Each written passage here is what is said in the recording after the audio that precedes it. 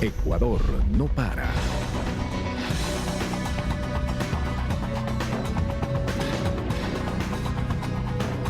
¿Qué tal, amigas, amigos? Soy Marco Antonio Bravo y le doy la más cordial bienvenida a un nuevo programa de Ecuador no para. En la última década, el Estado ecuatoriano realizó la mayor inversión en el sector de movilidad de toda su historia. Cerca de 10.000 millones de dólares fueron invertidos en carreteras, puertos y aeropuertos del país. Para conocer el estado de esta inversión, las acciones que se tomarán para los próximos 4 años en el sector de movilidad desde el gobierno del presidente Lenín Moreno Garcés, hoy nos acompaña Paul Granda, ministro de Transporte y Obras Públicas. Para iniciar les presentamos el perfil de nuestro invitado. Adelante. Paul Granda López, cuencano de nacimiento, es abogado de profesión. Cuenta con 2 maestrías y un doctorado en Administración y Gestión Pública, con énfasis en modelos de gestión de movilidad, tránsito, transporte y seguridad vial. Se desempeñó como concejal, vicealcalde y alcalde de Cuenca. Durante su gestión, la ciudad recibió más de 14 reconocimientos internacionales por la intervención urbana desarrollada y la calidad de los servicios públicos. También tiene una larga trayectoria en el sector público como en el privado. Está casado con Gabriela Vélez, consultora en comunicación estratégica, y ambos son padres de Emilio y Violeta. El presidente de la República, Lenín Moreno, mediante decreto presidencial número 8, designó al doctor Paul Granda López como ministro de Transporte y Obras Públicas.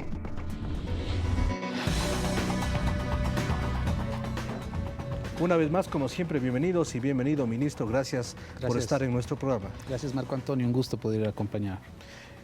¿Cómo recibió usted el nombramiento? Porque estamos hablando, usted estaba en otra actividad, incluso estuvo en el exterior. ¿Cómo llegó el nombramiento y cómo sintió esta responsabilidad de estar al frente de una cartera de Estado que tiene muchísimas competencias? Bueno, con cierta sorpresa en realidad, porque acababa de llegar de hacer una defensa de mi tesis doctoral y bueno, con muchísimo orgullo, es decir, poder ser parte del equipo de trabajo de Lenín Moreno no deja de ser un orgullo para cualquier ciudadano y sobre todo bajo esa visión de un Lenín Moreno que procura construir un país distinto, un país que consolide esos cambios que se han generado en estos últimos 10 años, producto de un proyecto político de Revolución Ciudadana. Entonces, además con alegría, como no puede ser de otra manera, si un funcionario público no tiene vocación, Marco Antonio, ¿para qué es funcionario público? Entonces, con alegría, con emoción y sobre todo con el compromiso que uno debe tener a la hora de ejercer un cargo público. Vamos a entrar en detalles sobre muchos temas, pero sí es importante conocer y saber cómo el país ha cambiado en estos últimos 10 años. Presentamos a continuación un reportaje respecto al tema central y al elemento de este programa. Adelante. Durante la última década se destinaron en Ecuador más de 9.800 millones de dólares a la reconstrucción de la red vial del país. Esto representa 6 veces más que los 3 gobiernos anteriores juntos. Los transportistas hablan del estado actual de las vías. Antes sí, antes era pésima. ¿Por qué? ¿Qué había? Era guardarraya prácticamente. De Santo Domingo a Perdán era guardarraya. Ahorita sí ya tenemos una vía excelente.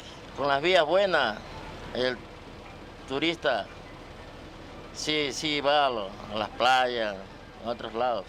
Es un adelanto para el país y más que todo se conservan las unidades sin golpes ni nada de los bacheos.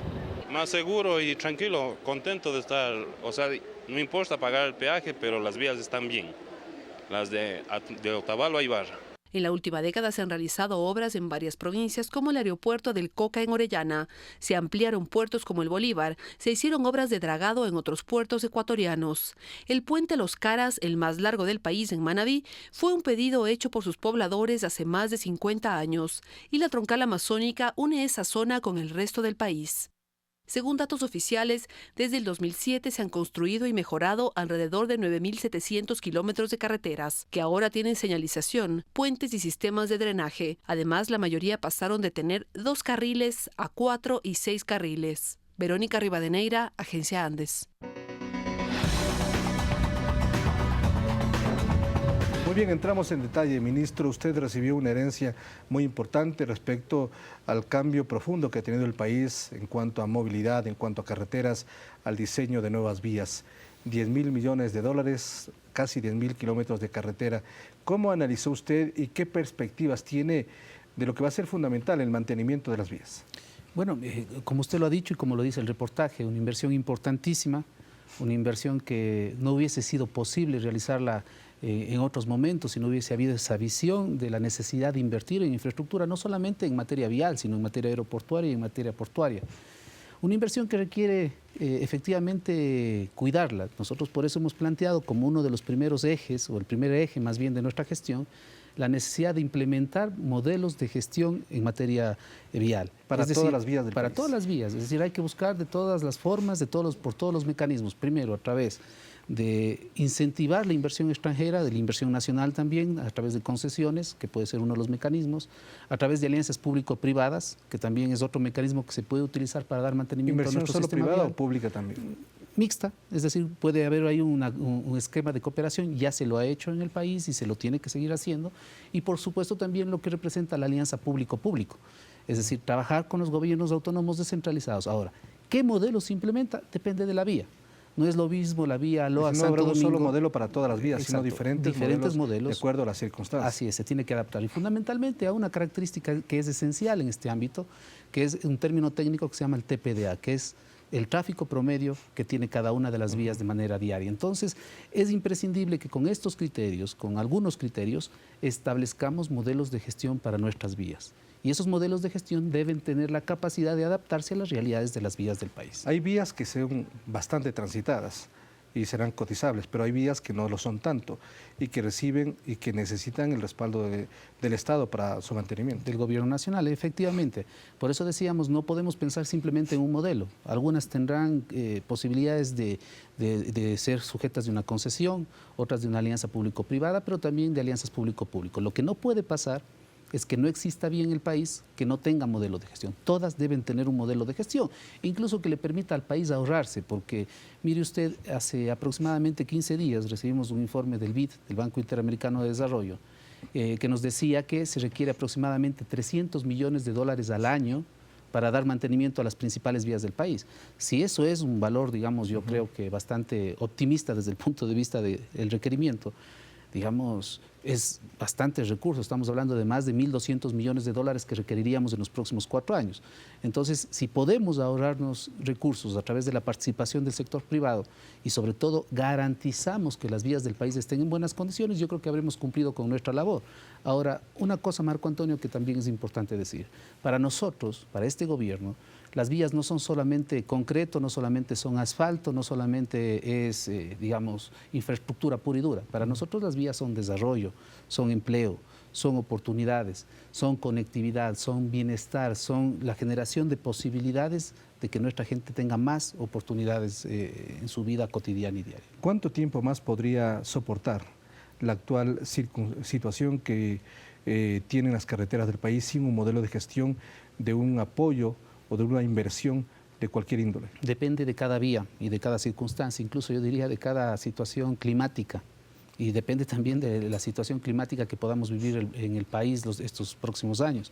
Por lo tanto, es imprescindible empezar ya. En este momento, en la actualidad, tenemos más o menos 1.200 kilómetros que están ya concesionados o que tienen un modelo de gestión, o que tienen una alianza público-privada o que están delegados. De los 9.800 kilómetros que son parte de la red estatal. El 67% de las vías están en buen estado, es decir, podrían ser efectivamente sujetas de un modelo de gestión. Entonces vamos a ir con paso firme, pero también con rapidez, para que se apliquen, se implementen modelos de gestión y obviamente el país tenga una cobertura de saber que tiene un mantenimiento adecuado de su sistema vial. Su cronograma, su aspiración, ¿cuál es? Es decir, ¿cuándo tendremos ya otro tipo de modelos de gestión para el mantenimiento de las vías? En 15 días esperamos tener la aprobación del esquema de los modelos de gestión o de los subsistemas, si queremos darle un término más bien metodológico. Por supuesto que cuente con la aprobación del señor Presidente de la República, eso es fundamental, el respaldo de él, aunque él ya conoce de lo que estamos trabajando en estos primeros días. Y obviamente empezar ya con su implementación. O sea, la idea es que podamos, yo aspiro, y quizás es una cifra optimista, que podamos por lo menos duplicar y hasta triplicar al corto plazo las vías que están con un modelo de gestión y que tienen un mantenimiento permanente y adecuado. ¿Se podría decir entonces que pese al gran esfuerzo que hizo el gobierno anterior respecto a la construcción de vías, al mantenimiento de vías, a toda esta red de 9.000 kilómetros y un poco más, faltó un modelo de gestión en varias de ellas? Yo creo que debía estar acompañado, sin duda alguna, y en algunos casos se implementó. Le decía en más o menos 1.200 kilómetros. Pero ese es el reto, digamos, el primer paso que uno tiene que dar es reconstruir el sistema vial, y eso hizo el gobierno en los últimos 10 años, y es lo correcto y lo adecuado. Ahora un gobierno que viene y da un proceso o da continuidad a lo que se hizo con anterioridad, que es lo que corresponde, efectivamente tiene que hacer sus modelos de gestión. Ahora, también tenemos que mejorar varias vías.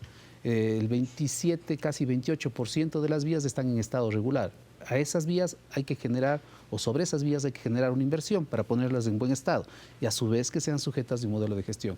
Y el 9% están en mal estado, es decir, ahí tenemos que hacer reconstrucciones integrales. Entonces, hay este rato ya una hoja de ruta ¿Mal estado por la situación establecida. climática, mal estado por la misma construcción o por qué razones? Varias circunstancias, en algunos casos incluso intervención que no se ha dado, en algunos casos incluso equivocaciones en intervenciones. Es decir, son varias las circunstancias, pero ventajosamente estamos hablando del 9% de las vías en mal estado de la red nacional. Entonces, ahí efectivamente tendremos que gestionar recursos, tendremos que ser creativos, debemos buscar inversión, de manera que esas vías que fundamentalmente van a ser sujetas de una reconstrucción total, obviamente puedan pasar a tener un estado aceptable y un buen estado para ser sujetos de un modelo de gestión. Para pasar a otro tema, ¿cuál va a ser su meta en este caso? Es decir, usted recibe 9.000 kilómetros de carretera, una inversión de 9.000 millones de dólares. Para el cierre del gobierno, si usted se mantiene como ministro en los 4 años, ¿cuál sería su meta en torno al modelo de gestión, a la inversión y al mantenimiento de las vías? Bueno, que ninguna vía no deje de tener un modelo de gestión. Incluso aquellas vías que, digamos, tengamos que invertir para generar un proceso en que las vías estén en buen estado, eso sería lo ideal. Porque no solamente hay que pensar en la posibilidad de que las vías puedan generar rentabilidad o nuevas inversiones, sino incluso ahorrar los costos de mantenimiento que el Estado tiene que dar a esas vías de manera anual. Entonces, vamos a hacer todos los esfuerzos para llegar a implementar modelos de gestión en toda la red nacional, que es competencia del Ministerio de Transporte. Hablemos ahora del tema aeroportuario. También ha habido una inversión muy importante. Estamos hablando que Ecuador se convierte en el segundo país de América Latina en una inversión. Tiene 10 aeropuertos, sistema de navegación aérea, infraestructura, y se construyeron además 2 aeropuertos. ¿Cómo recibe usted y cuál es el modelo de gestión también? Porque hay algunos aeropuertos que no están funcionando en estas circunstancias. O que funcionan parcialmente. En efecto, fíjese, otra vez el tema de la necesidad de dar una continuidad y establecer una política pública en materia de gestión y de modelos de gestión nuevamente. Es decir, hemos invertido una gran cantidad de recursos, digamos, en nuestro sistema aeroportuario y aeronáutico. Es necesario pensar en un modelo de gestión además que integre o que se enlace, si cabe el término, a las 2 principales ciudades del país, que son Quito y Guayaquil, que están delegadas y además a su vez concesionadas al sector privado. Y funcionan bien, entiendo. Y que están funcionando bien, pero es necesario apalancar al resto de aeropuertos con esas 2 ciudades importantes, que además son puertos de entrada al Ecuador. Hemos tenido ya conversación, por ejemplo, con la concesionaria del aeropuerto de Quito, para que en efecto podamos generar ese enlace, podamos generar una sinergia positiva público-privada, pero efectivamente también nos tiene que, y estamos obligados a tener modelos en cada uno de los aeropuertos. Permítame poner el ejemplo de la Tacunga. En el caso de la Tacunga nos hemos reunido con todas las autoridades, nuestro viceministro de Transporte, con el gobernador, con el prefecto, con el alcalde, con los sectores productivos, y hemos dicho, a ver, construyamos un modelo de gestión. Un aeropuerto no puede depender de un vuelo o de la buena voluntad de una línea aérea. Tiene que ser un aeropuerto atractivo. Tiene que ser un aeropuerto que dé ventajas. Tiene que ser un aeropuerto que de alguna forma se convierta en un imán de inversiones y que efectivamente genere la demanda necesaria para que la oferta se presente. Pero es atractivo, tiene demanda también. ¿Cuál es el problema? Bueno, el tema es que no tenemos la suficiente cantidad de vuelos que nos gustaría tener en la Tacunga. Eso quiere decir que no hay, digamos, un interés de la oferta en este caso. Entonces, nuestro interés es que a través de la implementación de un modelo que se enlace a un modelo de gestión nacional, en el caso concreto de la Tacunga, podemos poner otros ejemplos, efectivamente el aeropuerto sea un factor dinamizador de la economía en este caso no solamente de Cotopaxi, sino de la zona sierra centro del país. El otro aeropuerto es en la provincia del Oro, justo junto en la frontera con el Perú. Es importante también conocer el destino de este aeropuerto y cómo va a funcionar. Es el mismo caso, es decir, tenemos pocos vuelos en el caso de Santa Rosa, que es el aeropuerto al que usted hace referencia, y efectivamente también debemos analizar a más profundidad, con mayor profundidad, cuál es la potencialidad. Ahí en el caso de Santa Rosa y de la provincia de Loro, todos sabemos la potencialidad, la fuerza que tiene la provincia de Loro en materia productiva, en materia del camarón, en materia del banano. Entonces, seguramente el modelo de gestión tiene que estar encaminado a rescatar esas potencialidades y al aeropuerto ser un aporte, ser un mecanismo, ser una herramienta para que la productividad de la provincia del Oro pueda efectivamente ser exportada, si cabe el término. Entonces, vamos a generar esos modelos, por supuesto, aeroportuarios, atados a un modelo de gestión nacional, que es un poco el reto que nos hemos planteado. De los 10 aeropuertos que tiene el país, ¿cuáles son los que más le preocupan? Todos, yo diría. Es decir, ha habido una disminución de las frecuencias aéreas en todos los aeropuertos que administra la Dirección de Aviación Civil. Incluyendo Cuenca, ¿no? Incluyendo Cuenca. Cuando nosotros tuvimos la oportunidad de estar en la alcaldía, teníamos 17 operaciones diarias. En este momento hay 4 operaciones diarias. Es decir, ha habido una disminución en la oferta de las líneas aéreas. ¿A qué factores se debe? Yo creo que tiene que ver mucho con temas estratégicos, ¿no? Y por eso digo, es fundamental que los temas estratégicos estén plasmados en este término que hemos repetido varias veces, que es un modelo de gestión. El modelo de gestión es fundamental porque es el mecanismo, es la estrategia de la administración, en este caso de una infraestructura, llámese aeropuerto, llámese puerto o llámese vías carreteras. ¿Y la salida para el aeropuerto de Cuenca, cuál es en este momento? Bueno, el caso del aeropuerto de Cuenca es muy especial, ¿no? Primero, es un aeropuerto que está en medio de la ciudad. Es un aeropuerto de pista corta, tiene 1.900 metros aproximadamente. No hay al corto plazo una salida, por ejemplo, para la construcción de un nuevo aeropuerto. Entonces, ¿qué se debe hacer? Y esto nosotros lo planteamos en el año 2013. Desarrollamos un plan maestro aeroportuario para Cuenca y se establecieron 23 intervenciones. Una de ellas, por ejemplo, el tema de la ampliación del sistema de protección de la pista en la cabecera sur del aeropuerto, que le va a generar o le va a garantizar una seguridad operacional al aeropuerto. 2, considerábamos que era imprescindible ya definir la macrolocalización donde podría emplazarse el nuevo aeropuerto, ¿sí? Entre otras estrategias que estaban planteadas en este plan maestro, pero lo que es fundamental es que el aeropuerto se convierta atractivo, que el aeropuerto sea atractivo, que tenga conectividad con Quito, con Guayaquil, que Cuenca sea parte de ese circuito turístico que hay en el Ecuador. Cuenca recibe más o menos el 10% del turismo a nivel nacional. Eso tiene que incrementarse, con lo cual va a haber demanda, por lo tanto va a haber oferta de líneas aéreas que servirán a la ciudad de Cuenca. Entonces es fundamental el que desarrollemos estas estrategias a través de los modelos que planteaba. Vamos a hacer la primera pausa, luego hablaremos del tema de los puertos, entre otros temas, porque también estamos hablando, Ecuador cuenta con 5 puertos marítimos, 1 que está en construcción, un puerto fluvial, y también es necesario conocer si tienen o no un adecuado modelo de gestión. Enseguida estamos con ustedes aquí en Ecuador No Para.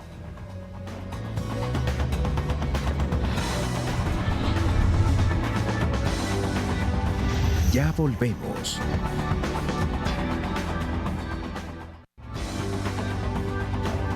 Continuamos.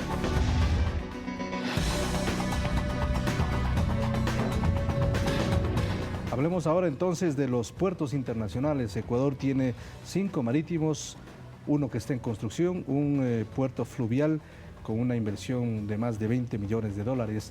Y aquí existe concesión en varios puertos. ¿Cómo está la situación de los puertos internacionales y nacionales que tiene el país?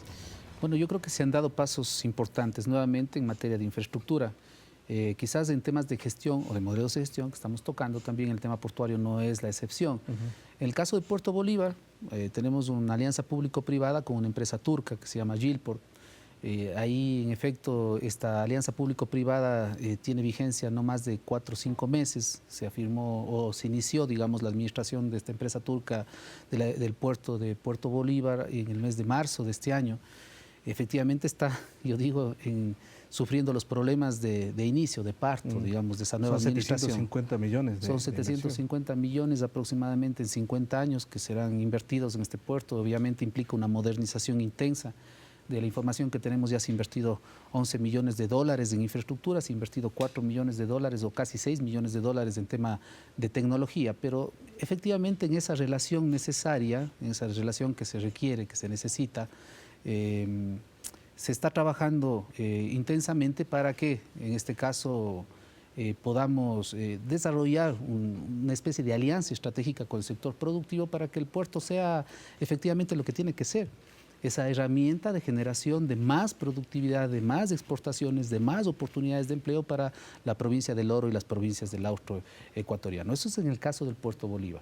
Puerto de Manta. En el caso del Puerto de Manta tenemos Agunza de Chile. Una complicación, digamos, Agunza está haciendo un proceso de reconstrucción, se vio afectado por el terremoto del Puerto de Manta, pero aquella parte, si cabe el término, del Puerto de Manta, que es todavía del Estado ecuatoriano, tiene que ser reconstruido.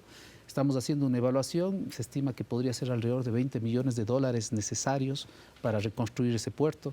Entonces su operación, digamos, está a medio gas y esa es una preocupación que nosotros tenemos. Estamos ya... No ha avanzado de acuerdo a la planificación, pero estamos hablando de una inversión inicial de 177 millones por 40 años aproximadamente. En la parte privada. Es decir, el puerto de Manta se divide en una parte que está siendo administrada por esta empresa chilena y en otra parte que está siendo administrada por el Estado a través de la Autoridad Portuaria de Manta. Pero tenemos que superar aquí en este punto los problemas de infraestructura que tenemos producto del terremoto. Eso en el caso del puerto de Manta. En el caso del puerto de Esmeraldas, ahí tenemos también un problema operativo. Hay que dragar el canal de acceso al puerto. Eso va a representar también una inversión que calculamos de estar alrededor de los $6-7 millones. Y es importante rehabilitar ese puerto porque muchas empresas o muchos buques llegaban a Esmeraldas fundamentalmente por madera, empresas japonesas, por ejemplo. Incluso el embajador nos visitó hace pocos días solicitándonos el apoyo para poner operativo al puerto de Esmeraldas. Y en el caso de Guayaquil tenemos un caso, yo diría, singular, particular. Aguas profundas de Pozorja. Ahí tenemos Pozorja, que como ustedes saben ha sido concesionada, ha sido delegada, más bien es el término legal, ha sido delegada a una empresa de origen catarí, DP World.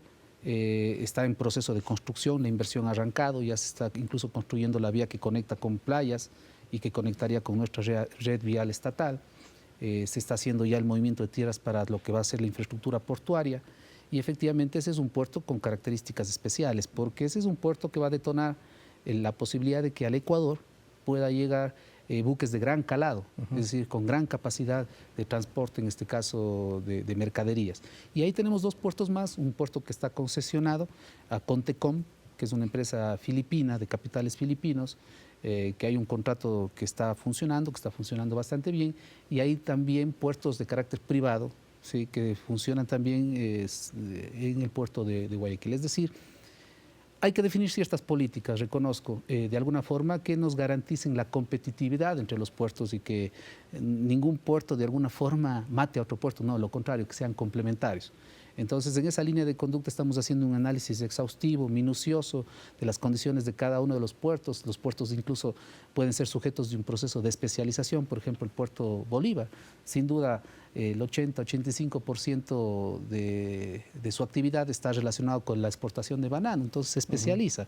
Entonces, estamos trabajando intensamente precisamente en esa articulación, en esa complementariedad, en esas reglas claras, muy bien definidas, para que todos puedan trabajar, sobre todo los concesionarios, los delegados, y sobre todo podamos tener un sistema portuario que sea eficiente y que sea de calidad. Y en este sentido es importante conocer también el punto de vista del ministro de Comercio Exterior, Pablo Campana, que se refiere a la necesidad de recursos internacionales privados, entre lo más importante para el mantenimiento y para que se superen este tipo de inconvenientes actualmente en los puertos del país. Adelante. Si se refiere puntualmente al tema de Gilport, concesionaria turca en Puerto Bolívar, en lo que respecta al sector bananero que están exportando y enfrentando también una nueva concesión, son concesiones y contratos que debemos respetar como gobierno nacional, que hemos recibido del anterior gobierno, y estamos llegando a acuerdos definitivamente entre el sector bananero exportador y la concesionaria del puerto de Puerto Bolívar. En lo que respecta a aeropuertos, también en el tema de exportación de flores, hay algunas aerolíneas charter que están utilizando el aeropuerto de Equiport con costos un poco más altos a los costos que te puede generar el aeropuerto de Latacunga, y nosotros lo que vamos a tratar es de trabajar de la mano con los aeropuertos más competitivos, generarle nuevas rutas, nuevo tráfico aéreo para fomentar el comercio en ciudades donde son más competitivas.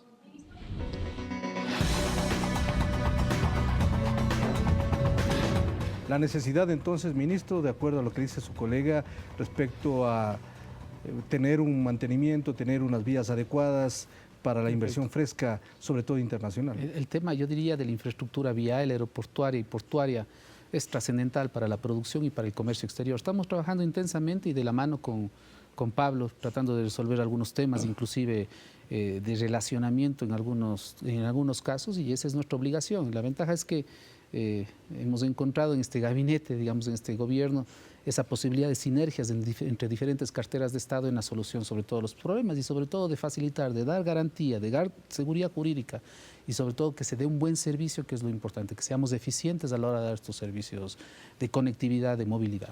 Entre sus metas hemos hablado, la primera, la implementación de modelos de gestión para todas las vías del país, mejoramiento del sistema de transporte urbano a nivel nacional. Ese es un tema también y una necesidad urgente para el país. No es una competencia directa del METOP, quiero aclarar, sin embargo somos rectores respecto del tema del transporte urbano. Usted dirá, ¿por qué este gobierno quiere intervenir en la transportación o en el transporte urbano? El 70% de la población en promedio de las ciudades del país usa el transporte público. Y ese 70% de la población quiere un servicio de calidad. Que no lo tiene en este momento. Que no lo tenemos en la mayoría de los casos.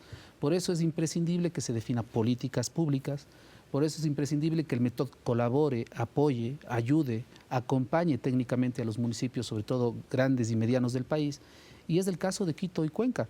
Pero son competencias exclusivas de los municipios. Son competencias exclusivas, pero el gobierno nacional y el METOP es efectivamente el rector en materia de transportación urbana. ¿Hasta dónde puede ingresar? En la definición de políticas, en la definición de espacios de cooperación, de apoyo técnico, incluso de gestión financiera, porque los proyectos de transportación urbana son proyectos que requieren un gran esfuerzo económico. El ejemplo de Quito, la inversión del metro de Quito es de 2.000 millones de dólares, es decir, el municipio de Quito sería imposible que pueda hacer una obra de esas características sin el apoyo del gobierno nacional. En el caso de Cuenca, la inversión total se estima, en el caso del tranvía, que va a ser de 260 millones de dólares. Es decir, para Cuenca sería imposible contar con un tranvía si no tendría el apoyo del gobierno nacional. Claro, estos dos sistemas de transporte público hay que diferenciarlos. Son sistemas de transporte público masivos, de última tecnología, que se complementan con los sistemas de transporte público convencional, igual buses, son los buses. Es decir, hoy en el mundo se discute, o más bien no hay discusión, hay un consenso en la necesidad de que el transporte tiene que tener, o el transporte público tiene que tener un sistema integrado de transporte. Y se convierten los sistemas más fuertes, más potentes, de mayor capacidad de movilidad de personas o de movilización de personas en las columnas vertebrales. El tranvía es la columna vertebral o debe ser la columna vertebral de un sistema integrado de transporte de Cuenca. El metro, decir, no solamente es el tranvía, debe tener el sistema integrado que le dé viabilidad justamente. Y cuando hablamos de modalidades, hablamos tranvía, hablamos buses, o incluso podría implementarse el sistema BRT, que es un sistema que, por ejemplo, se observa en Bogotá y en varias ciudades del planeta, de América Latina. En el caso concreto, Guayaquil tiene un sistema BRT. Eso implica también tener un sistema de bicicleta pública. Eso implica tener también facilidades, por ejemplo, a la hora de que los ciudadanos puedan trasladarse de un lugar a otro en distancias cortas de manera peatonal. Es decir, todo se corresponde a una integración. La integración se representa en lo que se conoce como el sistema integrado de transporte, en donde están todas las modalidades que utilizan las personas para moverse de un lugar a otro. ¿Por qué se demoró tanto la culminación del tranvía en Cuenca? Usted fue alcalde, usted dejó listo prácticamente el modelo de gestión incluso técnico, luego ingresó el alcalde Cabrera, hizo variantes en las vías, lo que sin duda retrasó notablemente al punto que ya no se pudo sostener económicamente el proyecto. Más bien, fíjese usted, el problema del tranvía no es un problema económico. Es decir, el gobierno ha cumplido con la ciudad de Cuenca, ha entregado cerca de 200 millones de dólares ya al proyecto. El problema fue precisamente lo que usted dice, es decir, haber hecho variaciones al diseño original que estaba planteado para el proyecto. Esas variaciones se pueden dar, es decir, esos son criterios técnicos y en materia técnica también hay subjetividades. El problema es que cuando usted hace cambios tiene que tener estudios.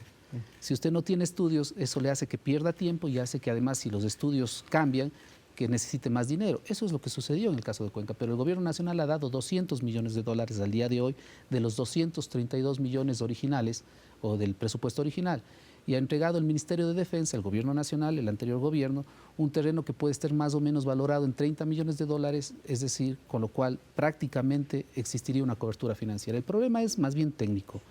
Hubo lamentablemente ahí un conflicto con una de las empresas constructoras de obra civil. Eso ha hecho que pase el tiempo, que la obra esté parcialmente detenida, digo, porque ha habido contratos de emergencia que han permitido que algunos frentes de trabajo continúen. Entendemos que en el transcurso de estos días se va a adjudicar a una nueva empresa, con lo cual se estima que en 8 o 10 meses la obra concluiría. ¿Pero había inoperancia del municipio de Cuenca? Sí, y mire, yo no quisiera entrar, le digo francamente, a calificar eso, porque en este momento creo que hay que superar los obstáculos y los problemas del pasado. Es decir, ya las autoridades de control y las instancias correspondientes evaluarán las gestiones, digamos, y se pronunciarán.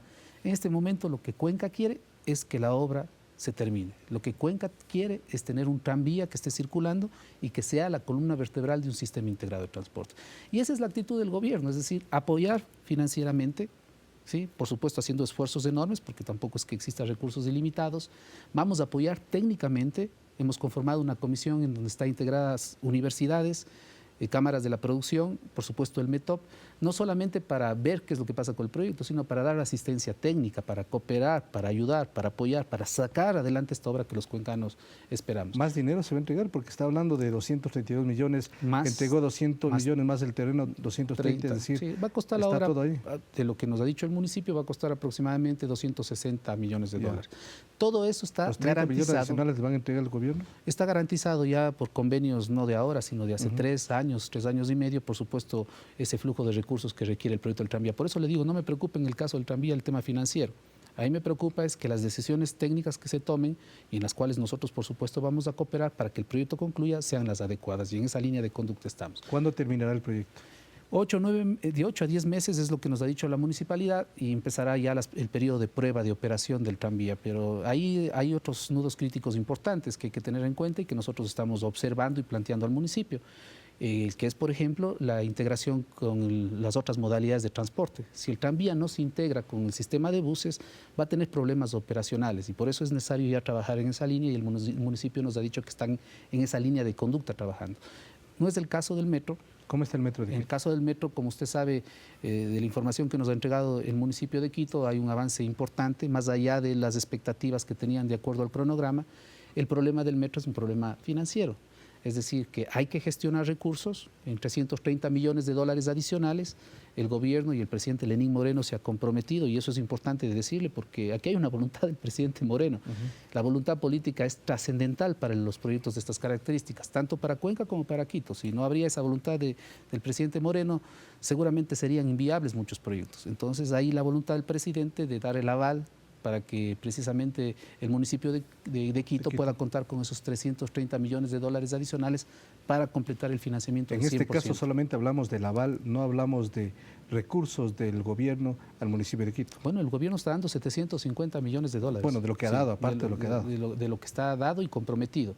Y a eso, los 330 millones de dólares, el aval no es un tema sencillo, créame, es un tema difícil, es un tema complejo. El aval es la garantía soberana. El aval es prácticamente decir, somos Claro, es más deuda incluso. Así es. Entonces yo creo que es importante decir que en el caso de Quito y Cuenca, en el marco de sistemas de transporte públicos eficientes para las ciudades, estamos caminando y aspiramos también poder establecer diálogos con otras ciudades en las cuales podamos cooperar para que tengan sistemas de transporte público eficientes. Miremos qué piensa la gente de Quito y Cuenca justamente de estos dos sistemas de transporte, tranvía en Cuenca y metro en Quito. Adelante. Para esta edición de Ecuador no para, consultamos en las calles de Cuenca sobre la obra del tranvía y en la capital ecuatoriana sobre el metro de Quito. Veamos los criterios de los ciudadanos. Ha existido un retraso muy grande, quizás por la falta de gestión de la municipalidad o por el tipo de veedurías que se hicieron, no fueron las correctas, pero sin embargo, pues ahora, gracias al gobierno nacional, se está tratando de generar los recursos para que se cumplan estos compromisos y simplemente augurar que esto se dé y se pueda dar la solución a los cuencanos que necesitamos ya que se concluya esta obra para beneficio de tanto de los comerciantes como de la ciudadanía. Y que tome esta obra a la mano, de que como ministro de Obras Públicas, él también empuje un poquito más de lo que se ha venido haciendo. Y yo espero y tengo el positivismo y el optimismo de que ya para el 2018 vamos a a vernos en un gran tranvía en Cuenca. Yo creo que el tranvía al inicio se le ve como un lindo proyecto, pero ha tenido algunas deficiencias, la demora, todo eso, entonces sí nos ha afectado bastante a la gente que vivimos en Cuenca. En lo que es el tiempo, el tráfico. Me parece un tema bastante interesante, ¿no? Porque pienso que ya Quito es una metrópoli y necesitamos de bastante movilidad. Y pienso que haría mucho beneficio para la ciudadanía de Quito. Yo pienso que no hay infraestructura en el Ecuador, en Quito especialmente, porque es todo relleno y ese es el miedo que uno se tiene. Claro, como obra puede ser algo fantástico que ayudaría bastante al tránsito, digamos, para que haya más fluidez, usemos más el metro que el auto propio. Pero según yo no estoy de acuerdo. ¿Por qué? Como le decía, no tenemos una buena infraestructura, es todo relleno aquí y puede haber ¿cómo se dice? Hundimientos. Que exista fluidez en el tráfico, pues, ¿no? Que se mejore, porque superficialmente estamos totalmente mal con el transporte. No hay el respeto que nos merecemos los usuarios. Y a lo mejor con el metro sí podamos adquirir un mejor servicio. Bien, antes de la pausa y para hablar en el último segmento sobre el pacto de seguridad vial que presentará el ministro, quisiera su comentario respecto al pronunciamiento de la ciudadanía. Mire, yo creo que hay un factor común entre Quito y Cuenca, digamos, respecto a este tipo de proyectos. Estos son proyectos innovadores, son proyectos que en otras latitudes del planeta son comunes, digamos. La red de metro de Madrid, la red de metro de Londres, de París, de las ciudades europeas, efectivamente hace que la gente esté adecuado o ya conozca cómo funcionan esos sistemas, o la red de tranvías. Hay 400 tranvías que están funcionando según Naciones Unidas en todo el planeta. Entonces, claro, las cosas nuevas pueden generar un poco de temor, pero no deberían generarnos temor. Estamos hablando de modernidad, estamos hablando de sistemas de transporte público eficientes, que no contaminan, que funcionan con energía eléctrica. Estamos hablando de sistemas de transporte público que son accesibles, es decir, que no tienen limitaciones para las personas con diferentes capacidades.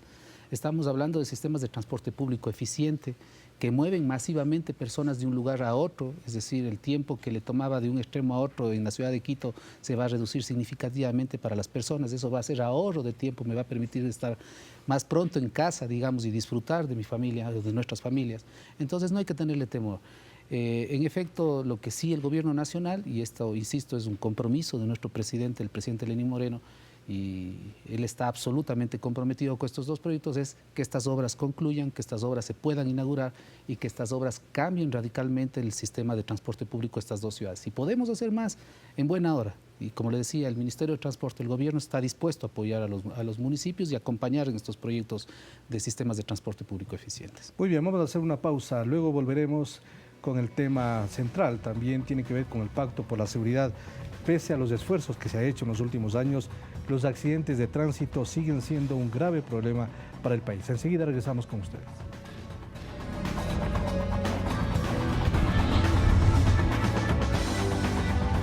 Ya volvemos.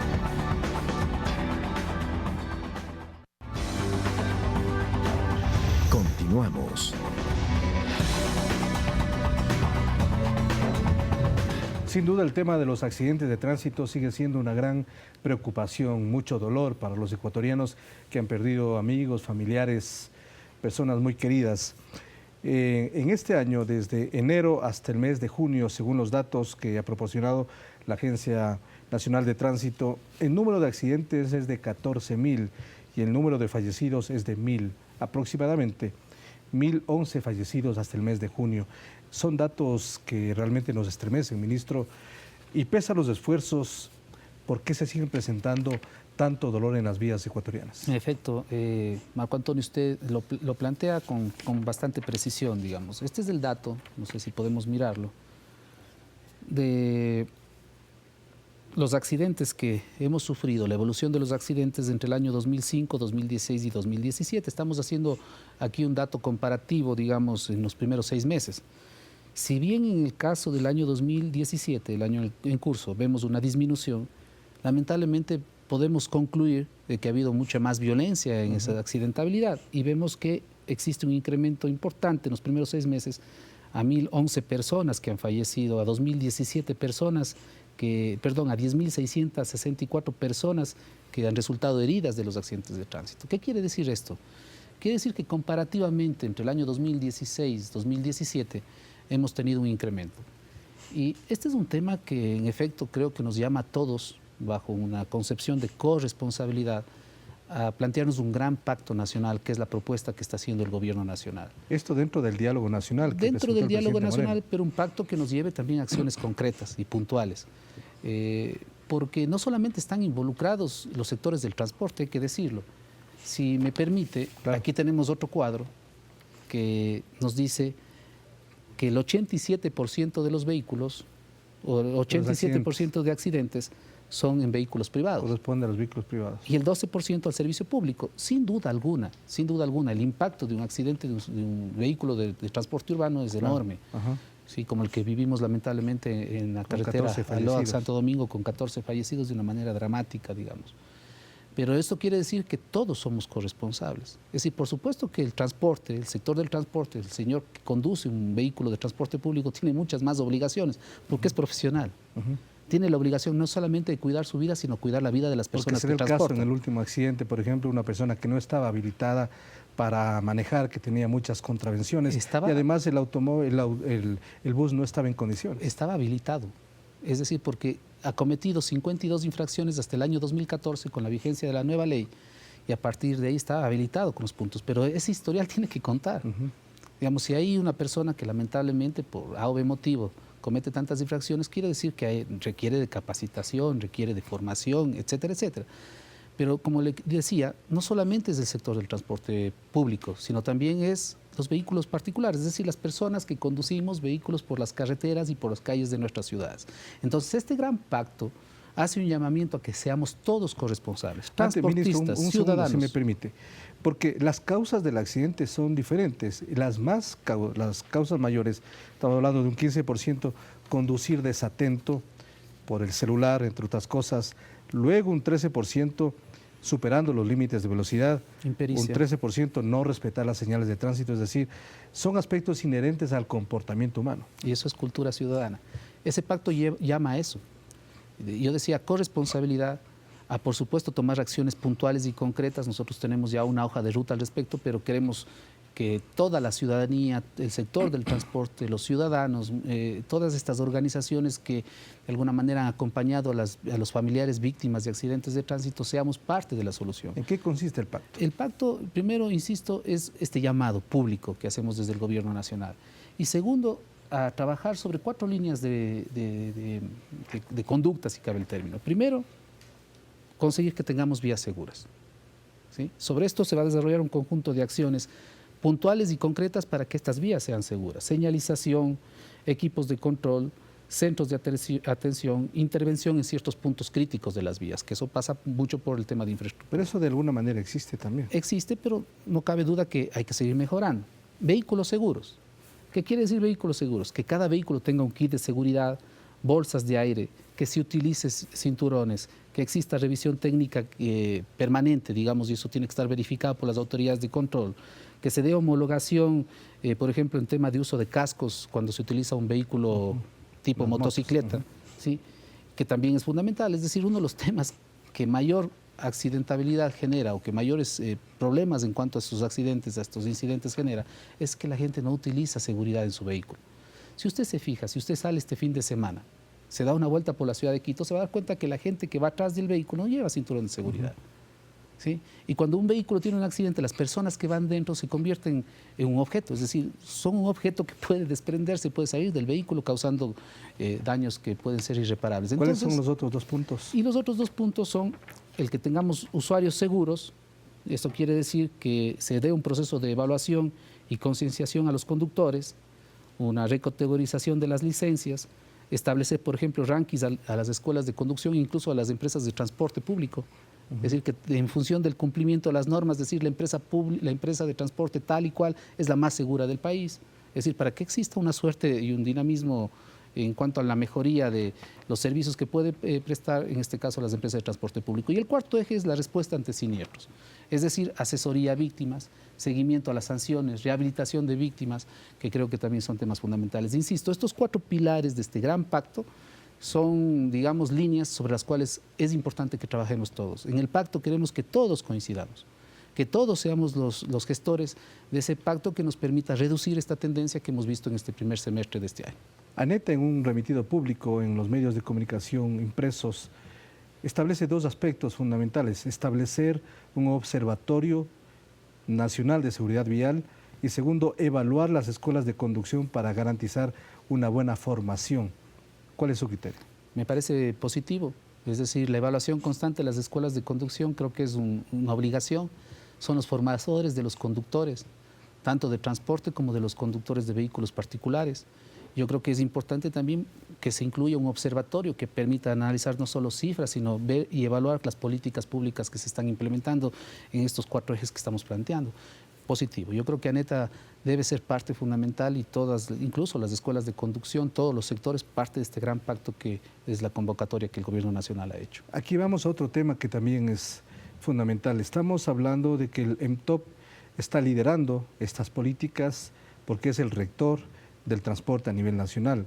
Sin embargo, reiteramos, esto es un tema en donde la competencia exclusiva tienen los GATS, tienen los recursos y las competencias.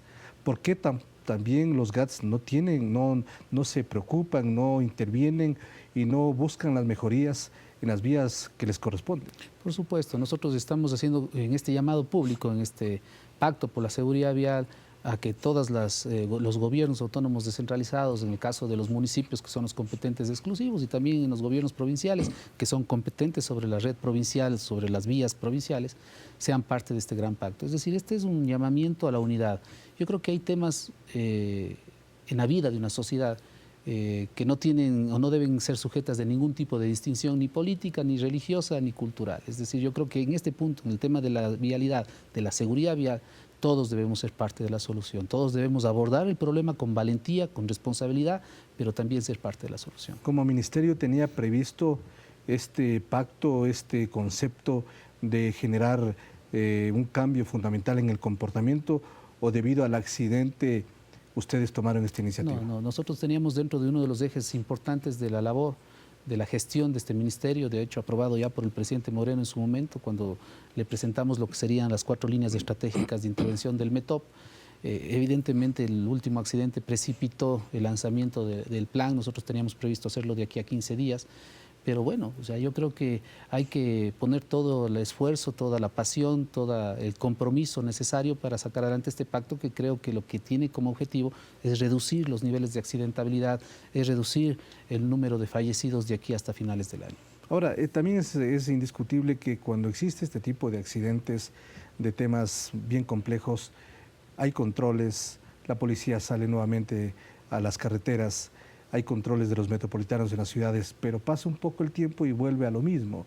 Es decir, es cuestión coyuntural, cuestión fáctica, pero no es un tema que pueda ser permanente, en donde tenga incluso relación con la educación vial, que debe ser parte fundamental de la política pública educativa en el país. De hecho, estamos convocando a nuestros colegas ministros de Educación, a nuestro secretario de Educación Superior, a que sean parte de este pacto. Como usted dice, este es un tema que se debe sostener.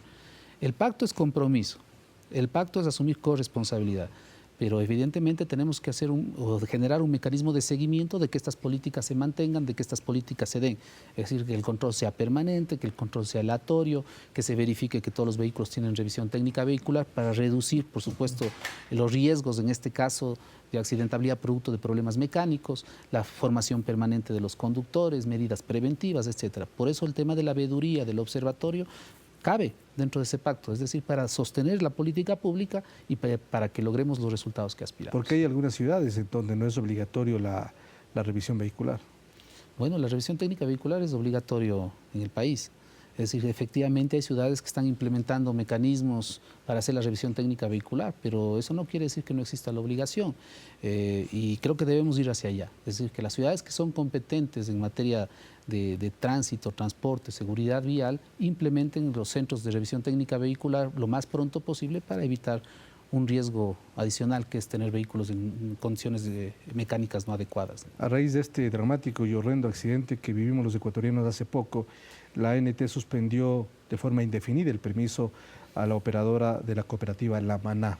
¿Esta es una solución para la situación que vivimos? No es la solución definitiva, sin duda alguna, pero tenemos que ser responsables. Es decir, si es que el vehículo que estaba circulando no tenía revisión técnica vehicular, no podemos mirar hacia un costado. Tenemos que tomar decisiones, tenemos que obligar a que las operadoras cumplan con las normas técnicas básicas establecidas en la ley para que puedan operar. Por sobre todas las cosas, el interés colectivo. Por sobre todas las cosas, la integridad de las personas, y en eso yo creo que estamos absolutamente claros. Si la empresa obviamente toma las medidas que corresponden, entendemos nosotros que habrán unidades que están cumpliendo con las condiciones técnicas adecuadas que establece la ley, bueno, pero en este momento hay que tomar decisiones que sean radicales y que además sean ejemplificadoras, ¿no? ¿Cuándo arranca este pacto que usted está anunciando? ¿Cuándo se va a ver un progreso, un cambio, una diferencia? Yo diría de inmediato. Hay una decisión clara del presidente Moreno de que este pacto inicie de manera inmediata. Aspiramos tener una reunión con el presidente la próxima semana en donde se dé el lanzamiento de este pacto, en donde estén todos los sectores ciudadanos del transporte vinculados, comprometidos con este pacto y las acciones de manera inmediata. Por ejemplo, las acciones que están bajo la competencia de la Agencia Nacional de Tránsito son de implementación inmediata. Es decir, yo he dado la disposición clara al señor director ejecutivo de la agencia que implemente las acciones correspondientes de verificación de que los vehículos cuenten con revisión técnica vehicular, que los conductores estén debidamente capacitados, que se haga una evaluación. Tenemos una base de datos, hay que utilizarla y eso nos servirá precisamente para ejercer un control mucho más efectivo. ¿La empresa privada o el sector privado cómo va a intervenir en este pacto? Yo creo que de múltiples maneras. Es decir, por ejemplo, aquellas empresas automotrices pueden colaborar también en este ámbito, digamos, garantizando que los vehículos que se proveen, que se comercializan en el país, cumplan con estándares de seguridad.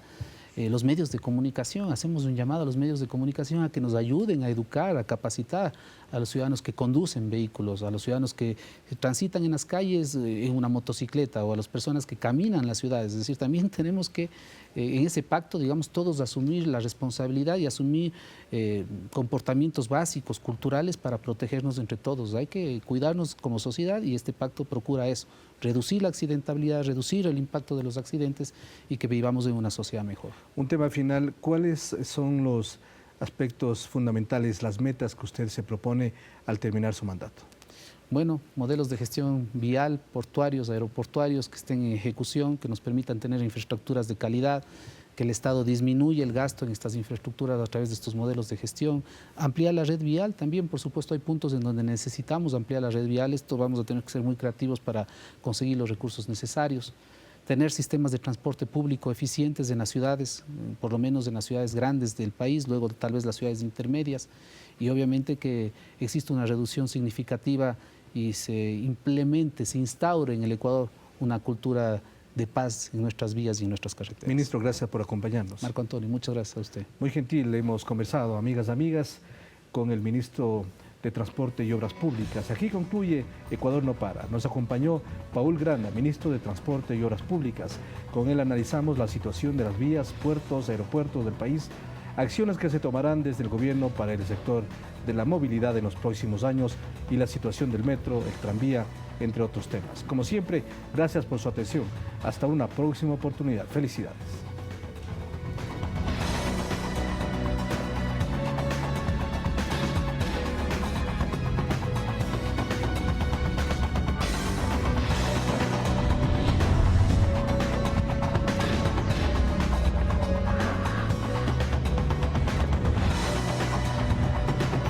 Ecuador no para.